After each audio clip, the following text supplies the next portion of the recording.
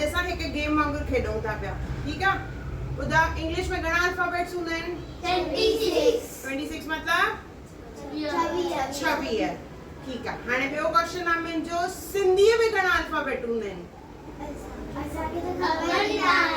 न ख़बर आहे तव्हांखे? हलो अॼु मां तव्हांखे ॿुधाईंदमि सिंधीअ में अल्फाबेट्स। तव्हां सही ॿुधायव, इंग्लिश में हूंदा आहिनि 26 अखर, पर सिंधीअ में हूंदा आहिनि 52 अखर। हाणे असां हिकु हिकु करे अल्फाबेट कंदासीं। शुरू कयूं? जीअं त इंग्लिश अल्फाबेट्स जेके आहिनि उहे चालू थींदा आहिनि खाॿे खां साॼे तरफ़, यानी लेफ्ट टू राइट वेंदा आहिनि, पर सिंधी अखर जेके आहिनि उहे थींदा आहिनि साॼे खां खाॿे तरफ़, राइट टू लेफ्ट वेंदी आहे या राइट। पहिरियों अखर आहे अलफ अंब, बे बदक, बे बकरी, पे पंखो, बे बित, ते तारो, थे थेलो, टे टोपी, ठे ठप्पो, से सवाब, सवाब मतलब पुण्य, जे जहाज,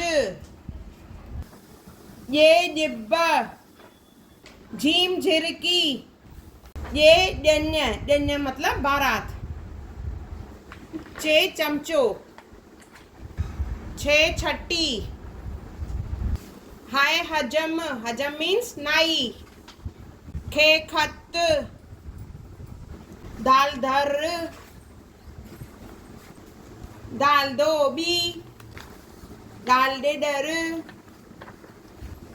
दाल डाख, डे डगो, जाल जररो, रे रेला, रे वडी माड़ी, जे जंजीरा, सीम सिलेटा, शीम शरबत, साधु संदूक मतलब लोह जी पेटी, जादू ज़हीफ मतलब कमजोर, तुए तो जुए जालिम, एन एनका, गैन गालीचो, फे फानुसो, फे फानी,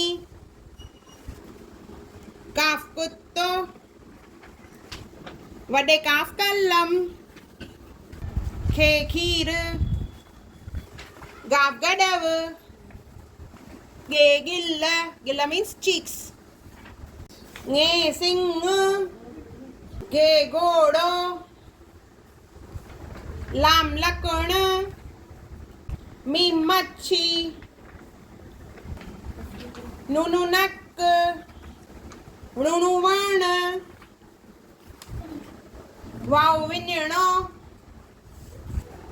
हे हाथी, ये यक्को, इहो आहे अंदरो माओ खाली, अंदरो माओ खाली। उनखां पोइ सभई वॼायो ताड़ी। इहे आहिनि 52 मोती असांजी सिंधी ॿोलीअ जा, जिन सां असांजी सिंधी ॿोली ठहियल आहे, जिन ते असांखे फ़ख़ुरु आहे और हमेशह हुजणु खपे। और पंहिंजे ॿारनि खे इहो ज़रूरु सेखारिजो, इहो वीडियो ज़रूरु शेयर कजो सभिनी ताईं। और तव्हांखे सिंधी लैंग्वेज डे जूं लख लख वाधायूं। जय झूलेलाल।